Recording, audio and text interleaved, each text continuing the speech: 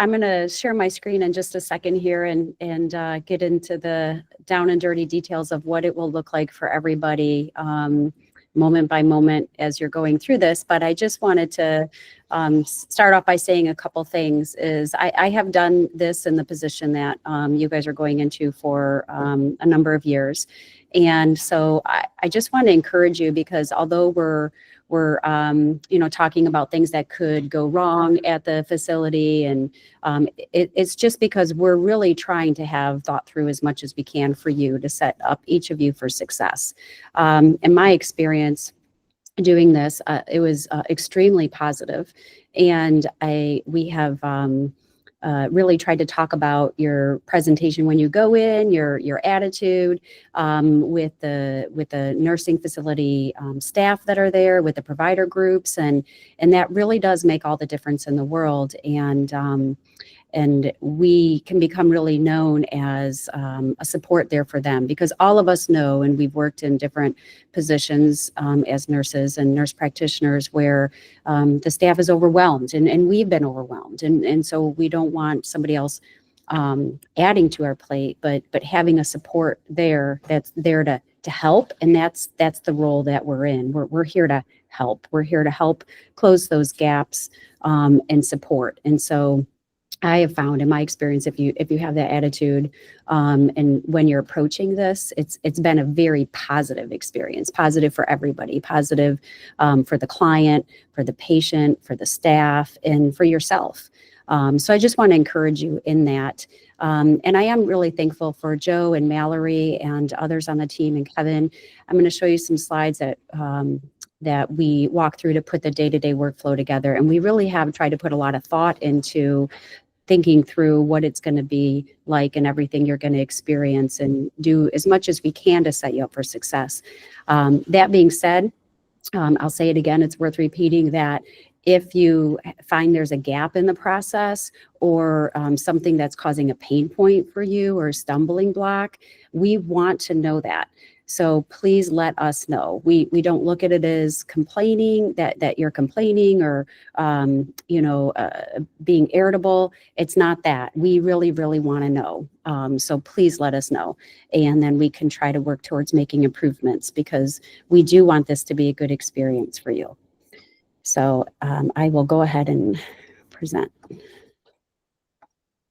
And that's the difference of working with a clinician-led organization, because we've been there.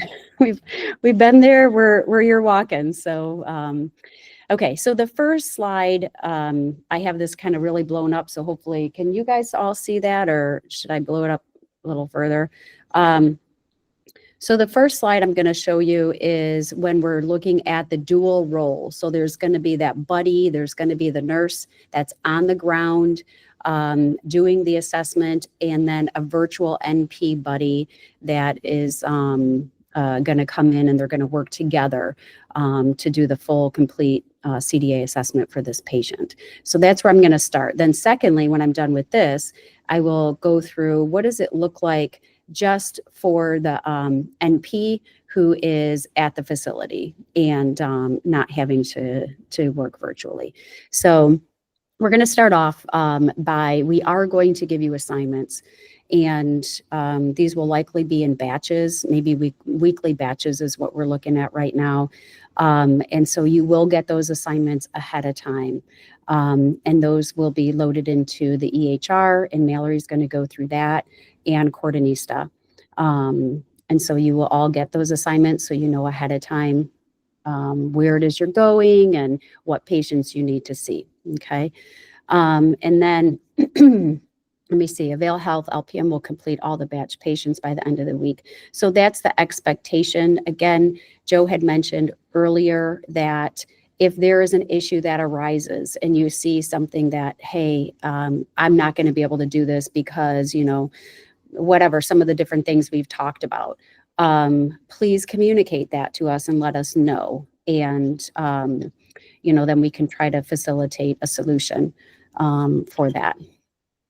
And then LPN will reach out to community care members. So this is the health plan. We will be helping you guys coordinate and have the information to coordinate with the health plan's advocate so that you have somebody there from the health plan when you arrive to the building that is going to introduce you to the building staff and help you have a warm entry there. And so they, of course, need to know where they're going to be to meet you. And so this all needs to be coordinated in advance so that they can meet you there. And so our plan is to have a group messaging so that you guys can communicate and to be able to make sure you connect to go into the facility. And then I think I covered those 2 slides there. And so when you get into the facility, so we've talked about the presentation and, and how you want to present yourself, but we also want you on the technology side to log in to the Wi-Fi and to make sure that all your technology is working good. And we want you to do it on the front end when you first get in and not when you get down the hall, 50 feet and with a patient, and then you go to try to log in and, oh no, I can't get in. And then you're going back to the staff.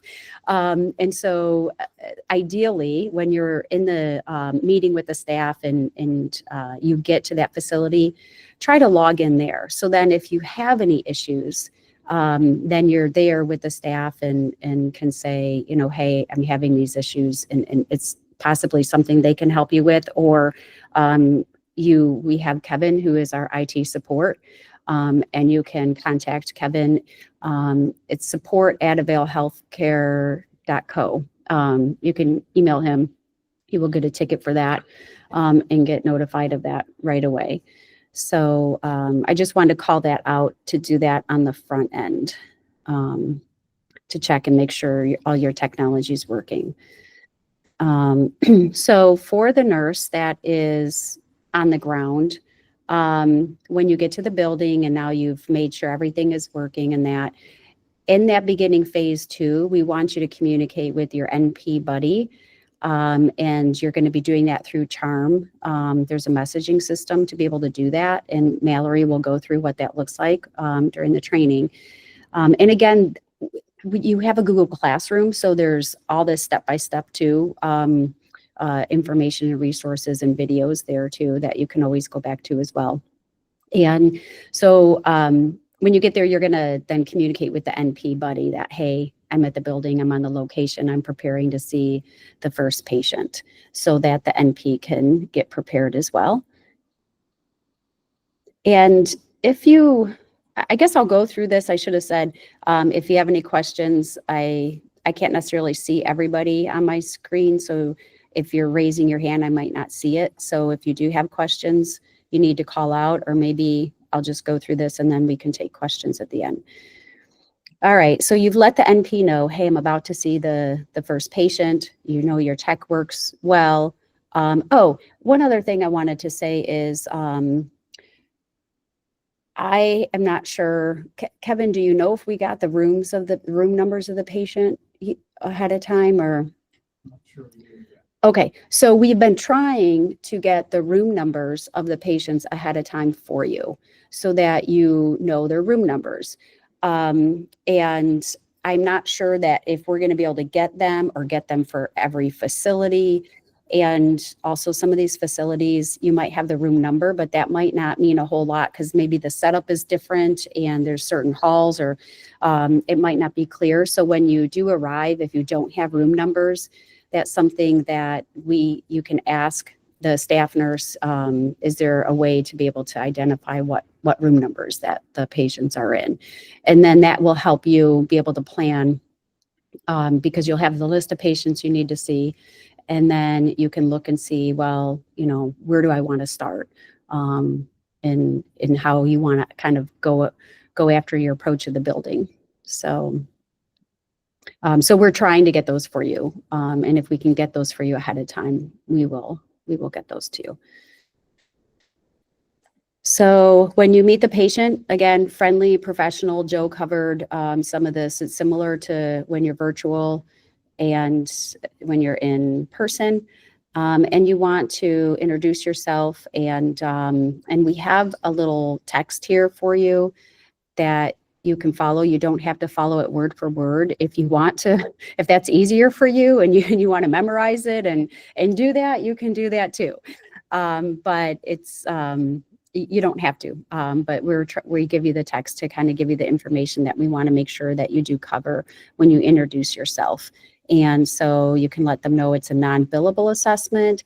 And this is key because sometimes patients do worry, you know, am I going to get charged for this? And so just letting them know out of the gate, you know, that, hey, this is something that they're not being charged for, is important. And so, and also to let them know how you're here to talk about the overall health conditions and what Joe said, the purpose to help their care team get a fuller picture of their health. And I love how Jacob brought up a little earlier, you know, sometimes this could be, and I have found this can be very welcoming for the patient because a lot of times they don't get a lot of attention to their health. And so this could be a way that we can really connect with them. And then to clarify, but you also do want to clarify, you're not providing medical treatment, that you're there, you know, we're there to do the assessment to gather more information so that we can share with their care team.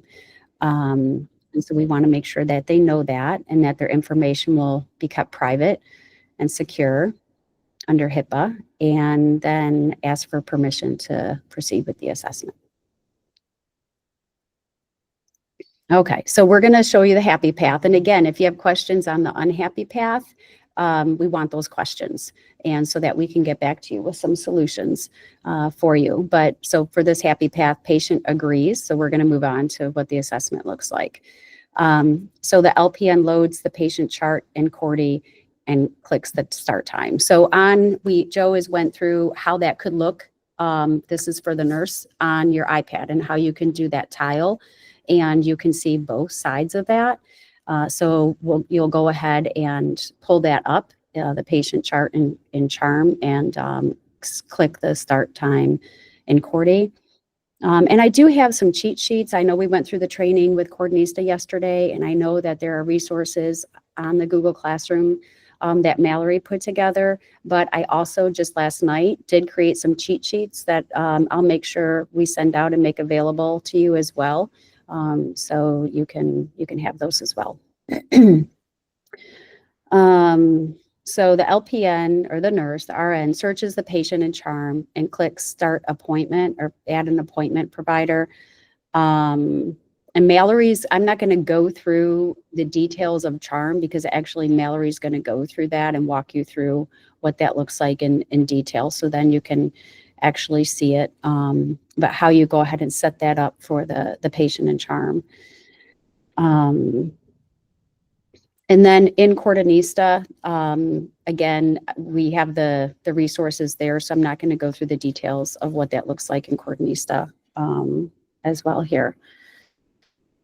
Okay. Okay, so when you're done with the assessments, and you go ahead and with Coordinista, you're going to end the assessment and click done and submit it. And then in Charm, we'll have the steps for you to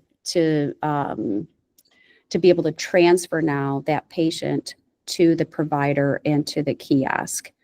And so here, you're going to need to start the video visit on the kiosk for the patient. Okay, and Mallory's going to go through, again, those steps of what to do in Charm to be able to reassign the patient to the NP. And so a couple things important about that is we don't want to, have two patients or two nurses that are trying to chart at the same time in the chart, if that makes sense, for documentation purposes. So we'll have a way for you to make that transition to the NP. So when you start the video visit on the kiosk for the patient,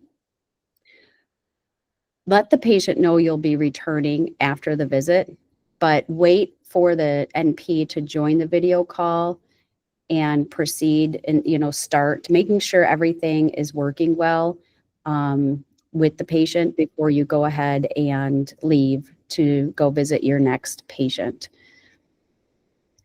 There are going to be some patients that will need you to stay and help them with the assessment.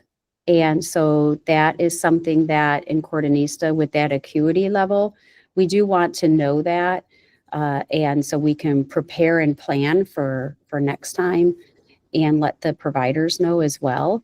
And so in Coordinista, there's that acuity section that we talked about where you can indicate that this patient, it's a medium level acuity, will need assistance to do the virtual visit with the nurse staying there in the room. So that is a possibility. So, but if the patient can go ahead and do it by themselves in the virtual visit, then the nurse can go ahead and leave and go to the next patient and start her assessment. After the second and each subsequent patient check-in assessments completed, proceed back to the previous patient room. So there are going to be, I think, oh, message the NP. Sorry, I missed this piece over here. So you, in CHARM, you're going to be messaging the NP to let them know the patient is ready. So once you make that transition in CHARM to assign to the NP, part of that is messaging the NP to say, we're ready to go ahead and do the virtual visit. So then in the CHARM system, the NP, when she's done, she will say, I'm done, and you can go ahead and go back and collect the kiosk from the patient. Okay. That is the full flow. That's the Cordy. I'm not going to go through that. So that's the full flow for the virtuals. I'm going to stop here, or for the paired combined. Any questions right now? I want to just pause. Anybody have questions on that flow? Here in the room? No, none here in the room. Nikki, are you? No. If we get to the facility and it's really bad around this area, this does happen, and there's no Wi-Fi or cellular service. Okay. So the question is, and this, Kevin, is a good question for you. So the question is, what if you get to the facility and there's no Wi-Fi service, or you have trouble logging into the Wi-Fi service?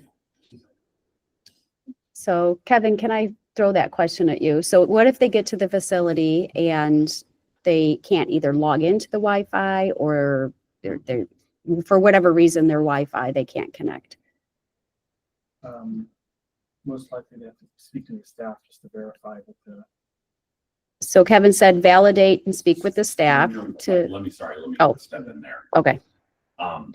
If there isn't, so we've been reassured that like the entire network of skilled nursing facilities all use the same Wi-Fi network, and they all use the same sign-on.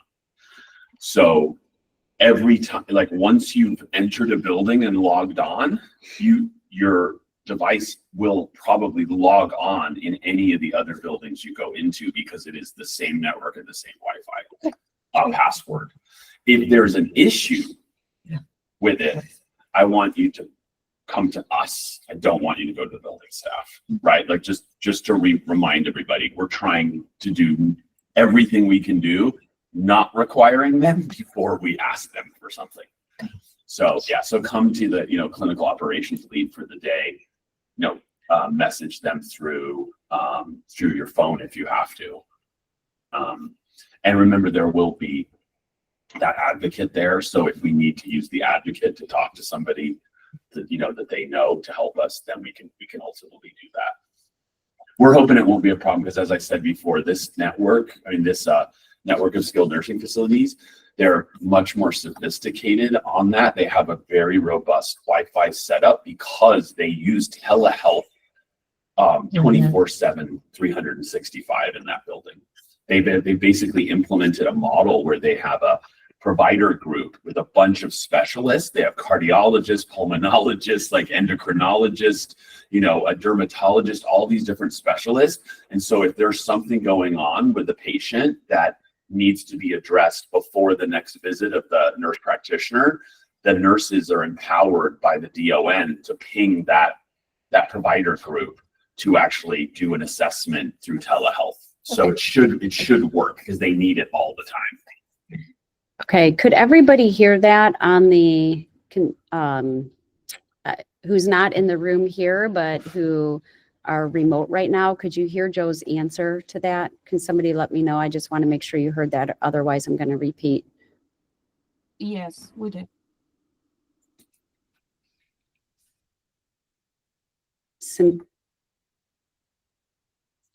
Did you guys hear anybody? Do you have your volume? Oh, I'm sorry. I didn't have my volume turned on. Can you try that again? Yes, No, I- yes, Yes. Thank you, guys. I had it turned down earlier because it was crossing with Joe's. Oh, my apologies if you've been talking to me and I haven't heard you this whole time. No wonder why I thought you were so quiet. Okay, so great. So glad you heard that. But if it goes beyond that, if you do, like what Joe was saying is you shouldn't run into that issue, but if you do, you still can contact us at support@availhealthcare.co and or me. But if it's technology related, you probably want to hit Kevin up on that and go that direction if you still need assistance. So now jumping into then the NP's role, who's going to be in facility. So a lot of that we just talked about on how you're going to be engaging in when you meet the facility, you're going to communicate with the health plan advocate and timing it to be able to get there together. That's all the same.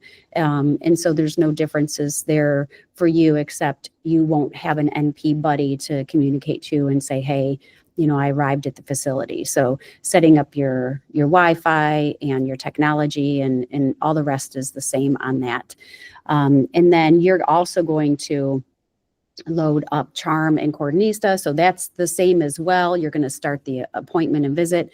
That's the same as well. The difference gets into you're going to be doing a complete chart review of medications, medical history, calls, assessment, all the information that we have available to you for that patient and in their chart, and doing that complete assessment, and then looking at the nurse's notes that she has put in and any kind of notes, specific notes that she sends to you as well. And then there's going to be a place in Charm to review the diagnostics labs. I think that's double repeated in here. And Mallory's going to go through in Charm, so specifically how you can review and look at that information. So I'm not going to cover that Charm training right here. And then you're going to document. There's two places you're going to do some documentation when it comes to the diagnoses that we've talked about. You're going to document in Charm the active diagnoses that are supported by the assessments that are being done. And then in Coordinista, you're also going to do additional documentation on that, the statuses that are historical, to be able to show, have they been replaced? Have they been resolved? Or is there not enough information to be able to have accurately supported that diagnosis?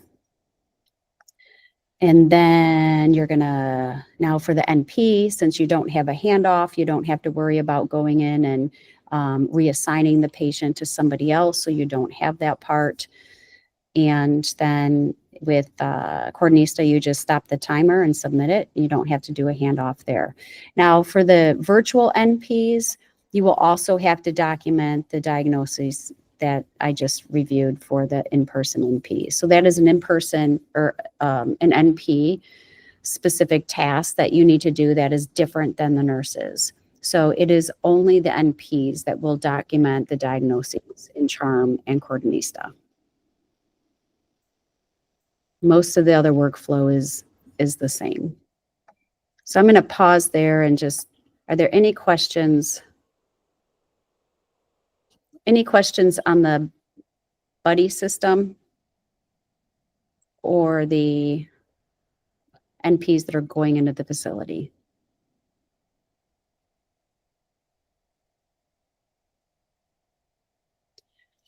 Okay. Does anybody feel like they're drinking through a fire hose? I want to kind of get a temperature read. Do you feel like you're either drinking, because you're also quiet, drinking through a fire hose, or my goodness, we've done these things so many times and we've been through so many orientations, like we know this at the back, by the back of our hand, and you got it all down pat, or somewhere in between. I'm the type of person, I probably won't have questions until I get in there and get started. Thank you, Keisha. I appreciate that feedback. Oh, You don't okay. know. Right you now don't it's know. overwhelming, but I'm sure it'll be different when we get there and we'll have different questions. Okay, and thank you. That's really good feedback, because so we teeter on how much information do we provide out of the gate, because we don't want it to be overwhelming, but we also want to make sure you have all the information that you need. And so in some places we probably drill down to maybe very specific detail, and it can seem like a lot. So I know I will be available this weekend. And feel free to reach out if you have any questions, or as you're going through the Google Classroom and information. Just save my number. Pardon me? I said, just save my number. Yeah. Okay. No, seriously though, no, feel free to reach out. Now we brought up something important to add. Okay. I agree. I do think it's a lot of information, but I'm more a hands-on person. So I think once I get in there, that's when I'll have more questions or need to help navigate through things better. And that's kind of how I am too. I have to kind of get into it and mess around with it a little bit to be able to really have a good understanding of it. So I can appreciate that, and I understand that. Sorry, Kevin, what was, someone brought something yeah. So Mallory made a good reminder, and sorry, I'm at that age now where double tasking is a little hard for me. So if I'm missing the notes that are coming in. So Mallory brought up a great point. So before you start your assessment, so we talked about introducing yourself to the patient, and that you always want to be able to validate it's the right patient with the two different patient identifiers.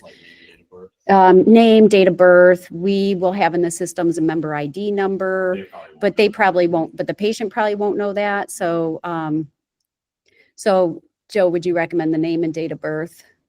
Yeah. Yeah. Okay. That was a great call out. Any other questions? And so if they have dementia, for instance, and they can't verify like a DOB, so what do we do then with the name and as far as verification is concerned? Great. So if the patient, like for cognitive reasons, or can't validate the date of birth? Yes. Mhm.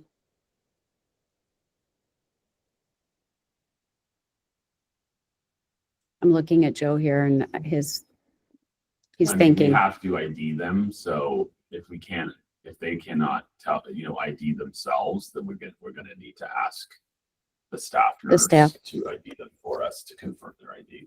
Okay. So Joe said that we do need to ID them, and so that if they can't confirm date of birth, then we'll have to ask the staff to help facilitate the ID of the patient.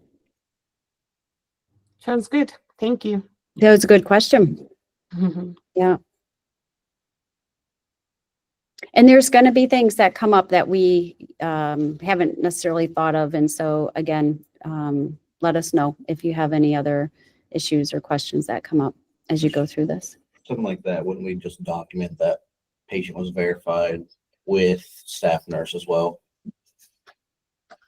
Yes. Yes. That's right. Yeah, good.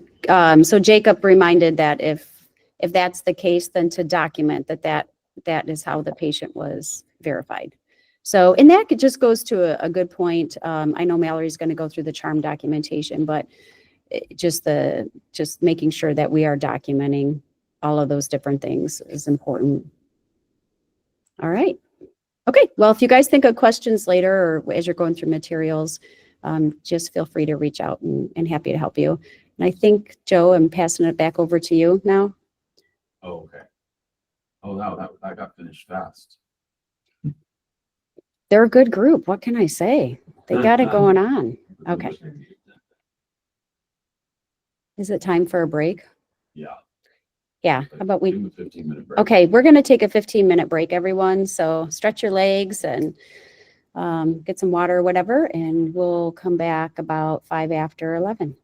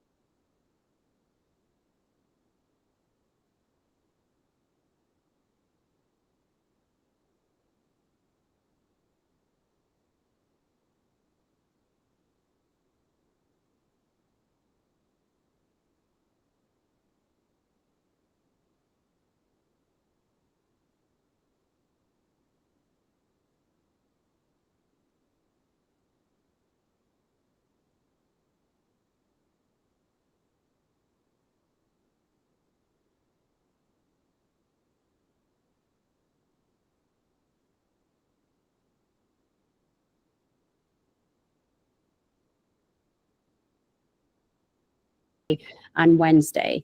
And so it was something that Joe and Kevin and I actually talked about this morning, and that I do plan on doing that with Cordonista, is setting up some test patients So on Tuesday that you can actually run through a test patient with Coordinista, and that for charm, I'm going to leave that question to Mallory, and because she's more the expert on charm, if we can set up some test patients there. So Hey, Sydney, I just what joined else was there? Any other questions here? Nikki, did that cover? Yeah. Okay. Cindy, Okay, it's Val. I'm on the call. Can you hear I'm gonna me? go ahead and share my screen then. 1 second. Let me pull up the. Okay. I'm going to start this time with the NPs. And share the cheat sheet. So, okay. I homeschooled my 3 kids. And one of the things I learned about when homeschooling is that everybody has different methods of learning. And some are auditory learners, some are visual learners, and some learn better when chocolate is involved. I also coached volleyball, and it definitely the chocolate came in with the volleyball players. You know, some like gold stars, and like so everybody's a little different. So we did get some feedback during the break that it feels a little bit like drinking through a fire hose, and so we also know that sometimes hearing things more than once can help solidify, and so that's why we decided to just review this with the Coordinista, the cheat sheet, really quickly to help and go through that for you. So this is the Cordy cheat sheet for the NPs. So the NPs will start the service to review the historical ICD-10 codes that we want you to consider in the assessment. And so to do that, there's the little Q button that I showed you in Coordinista. And so you're going to select that. And for that patient, and you can filter for the patient at the top, but you're going to hit the complete now. And then when you do that, you're going to start the timer. So yesterday I talked about the acuity selection. So at the top of just under the patient name, there's the acuity, and you can click that. It should be not defined for the first time that the patient's being seen. So whether that is the nurse seeing the patient first or the NP seeing the patient first, it should be called or titled not defined. So that's where we want you to go in and define it. So again, here it's low if the patient can do a virtual visit unassisted, medium if the patient needs assistance with a virtual visit, and high, which means that's an acute health event that needs escalation. So you can assign the acuity right in the beginning if you already can make this determination in the beginning of your assessment, or you can wait and assign it at the end of the assessment. So there's not a specific order, just as long as you make sure that you do it while you're there. If you don't do it, we will be able to know that, and we'll come back and ask you after the day, what was the acuity for that patient because you didn't do it. So please do it. And then again, there's reasons for the determination that best fits why you're assigning that acuity level. And we don't want you to use family support, comorbidity, or polypharmacy for that. Okay. And then you're going to review those historical diagnoses. So when you open that visit in the queue and you say complete now and you start your timer, those past historical diagnoses will show up in the member notes. So they'll be displayed right there for you. It'll have the code and the description. Okay. So for the nurse practitioners only, we want you to give the status of those historical codes in Coordinista. So there's a couple ways you can do that. You can copy and paste the code number only. You do not have to copy and paste the whole description from those member notes, and you put it into the service notes. So the member note is going to be the historical for you to look at. The service note box is going to be where you're going to enter your notes from the assessment. So you're just going to put the code in there, and then you are going to follow that by the status. So we talked about that. Those statuses are not, meaning not enough information to validate the status or accuracy. And that's NOT. RES is for resolved, historical, and confirmed diagnosis without an active process. So that means that, maybe they had a colostomy in the past, they no longer have a colostomy. So it's been resolved. Replaced is there's been added more specificity, which changed the diagnosis. So maybe they were diabetes without complications, but now they're diabetes with complications. So that historical code has been replaced with a different code. So you have the code number, that's it, that you copy and paste, or you can type it in, whichever you prefer. And then those 3 letters. So you'll have a space between them, and that's it. That's all you have to put in there. So once you do that for one code, you hit return. So it'll go to the row underneath, and you do that for the next codes. Now, you might find in here some of the patients might have a lot. I think we looked at maybe up to 11 or something like that for the highest. And then some might just have a couple. And some might not have any at all because we didn't receive any from the health plan. Okay. And then when you're done finishing the different codes, you stop the timer in Coordinista, and at the bottom, select done and submit. So this is an example of what it would look like. There's the code, and then there's the 3 letters of what status that you're deciding for the code. Okay. Any questions from the NPs on that? No? Okay. I'm going to share the screen for the nurses. Hey, Cindy. I do have a question. Is there a code to use if the appropriate code has been used? Oh, somebody's talking? Yes. Oh, did I? Sorry. Okay, can you repeat that? Sorry. Hi, Cindy. This is Jessica Hall. So on these codes, the not resolved or replaced, what if the appropriate code is still in use? Okay, so what if it's active? Okay, so the active ones are being documented in CHARM in the EHR. Great question. Okay, thank you. Yep. So we just want you to document on the ones that are not currently active, that were historical and currently active. So the health plan can understand reasons why. Good question. Any others? No? Okay. And I'll go ahead and share it with the nurses. Cheat sheet. Okay. So for the nurses, we're going to go ahead and start the service in Coordinista. And again, in that queue, you're going to see the list of services and the patient. So you're going to select the patient, and you're going to select the Complete Now button, and that'll open up the patient card, and you're going to start the timer. And then again, we have the same acuity designations that I just went through. There's at the top of the screen, you want to select low, medium, and high. And I will call out if the nurse, let's say, selects low, that the patient can do the virtual visit unassisted, but then hands it off to the NP, and then the NP is doing this virtual assessment, and that becomes clear that this is not going well and the patient really does need assistance. The NP can change that acuity level and change it to medium. So that might happen at times. So we want the accurate acuity level that for the designation by the NP as well.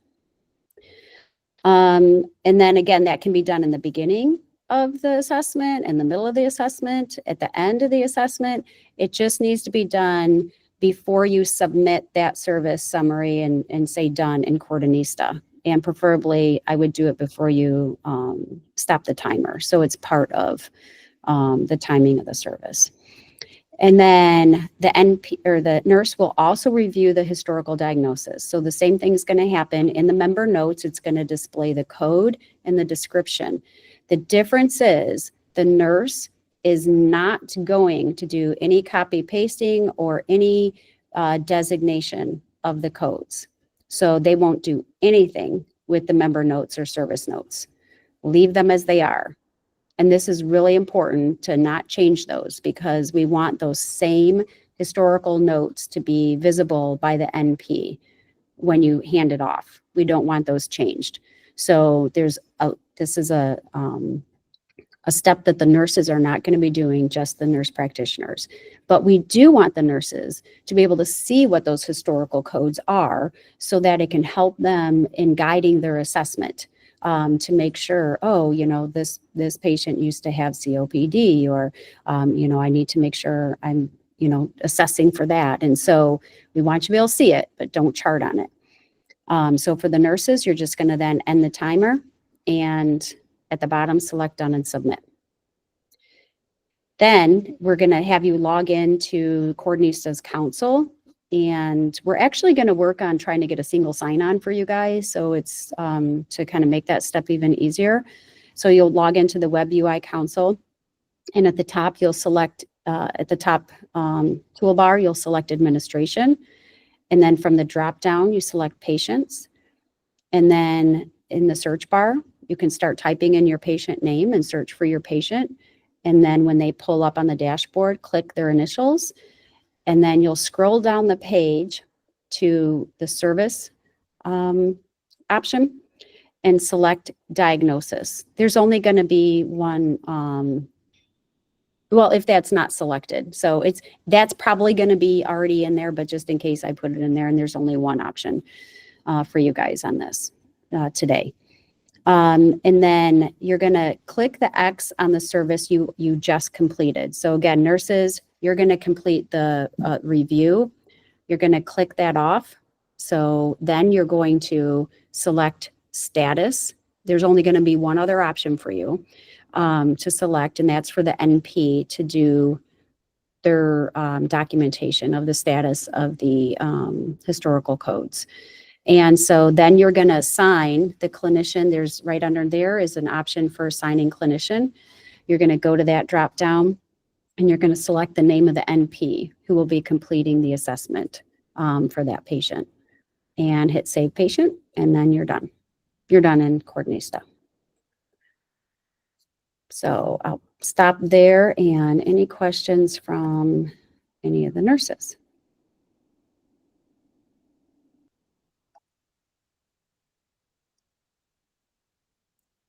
No? Vicky's good? Seems simple. Oh, Jacob, that goes right to my heart. So it takes a lot of effort to try to make it simple on the front end. And so that's what we're trying to hope to do. So thank you. Yeah. And if not, again, if you have ways that we can improve, let us know. So awesome. Okay. So We'll do break until noon. oh, for lunch? Yeah. Are we going to do a lunch break? Yeah. Okay, so Joe wants to do a lunch break until noon, but before we go, anything we've missed so next, Mallory's going to cover charm training. Is there anything in these, I'll just ask now, in the last day and a half that you feel like you had questions about that we haven't covered?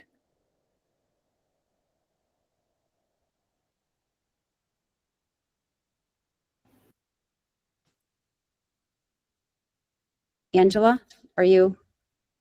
Someone unmuted, I think. I did. I'm just confused about the two platforms that we're using that you just showed. One is Chime, and what was the other one called? Yep, Coordinista. So when do we use Coordinista and when do we use Chime? yeah, Charm and Coordinista. So you use them, you'll be using them both. And Angela, can you remind me, I'm sorry, NP, are you going to be a virtual or virtual? Virtual. Mhm. Okay, great. So Coordinista is what you're going to be using to do the documentations I just went through, which is very limited documentation for you. Charm is the EHR that Mallory's going to go through at noon and do the training. And so that's where you're going to do the assessment documentation, the active code documentation. That's where the nurses will do the assessments documentation as well. And so they both have two different purposes. The majority of your documentation is going to be on the EHR. Yeah, and Cindy, this is Mallory. Can you hear me? Oh, yeah, I can hear you. Yep. Guys, good morning. I'll jump in here. What I'm going to try to do during my training is now that I know you have a lunch break, I'll try to log into my Coordinista so that I can show you in a split screen view, which is exactly how you'll set up your screen. Everything from start to stop on what it looks like for the virtual NPs working with the nurses. And then we'll do a quick walkthrough of nurse for NPs that are on site. It's essentially the same. You just eliminate the nursing tasks, but the workflow in essence is the same, but you'll be able to see it again. So I'm going to try my best to emulate it, playing all three roles on one screen. So I've been testing it this morning. I think I've got it down, how I can be nurse, patient, and NP all at once. But I'm going to try to show you on the screen and we'll record it. And then I'll show you, as Cindy said, we all learn a little bit differently. So between Cindy's tools and my tools, they'll all be housed in one Google Classroom. So you'll have quick access to view only documents. That way we can update them in real time. We will be scheduling touch bases with the entire clinical team, like a clinical, I think what did we end up calling it, Joe? Heartland Clinical Stand-Up, Heartland Team Clinical. I don't know if we've landed on the name, but we'll be scheduling weekly check-ins because we're going to need to hear from you where there's gaps in our process, where we can change them. So as we change them on the back end, you'll be able to go back into the classroom and see those changes reflected in those documents for you as we go. But at noon, it should make a little bit more sense for all of you when you see everything kind of come together.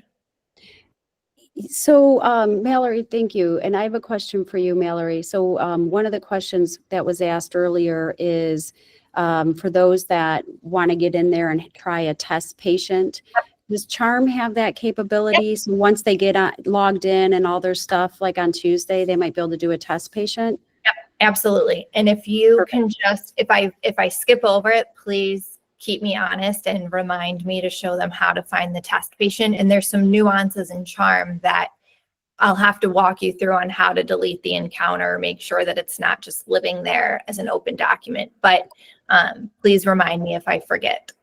Okay. I'm going to try to get a lot of information in a short amount of time. Okay. And I would say one of the ways that it could be good to approach learning the two technologies is, you know, kind of spending time in one and learning that, and then the other learning that, and then doing the combination. Because I think if you're trying to like learn them both as you're kind of coming up to speed, that could get a little crazy. But I would maybe learn them separately, however you want to do it. And then now how do they work together? And what do I do when? But again, to however you learn best. So yeah, thanks, Mallory. I do think when you see that, when Mallory goes through Charm and you see how it's documented there, it'll make things will make a lot more sense. So, but good question. Thank you, Angela. Any other things that you would have expected or thought we should cover, that you had major questions coming in that we haven't covered?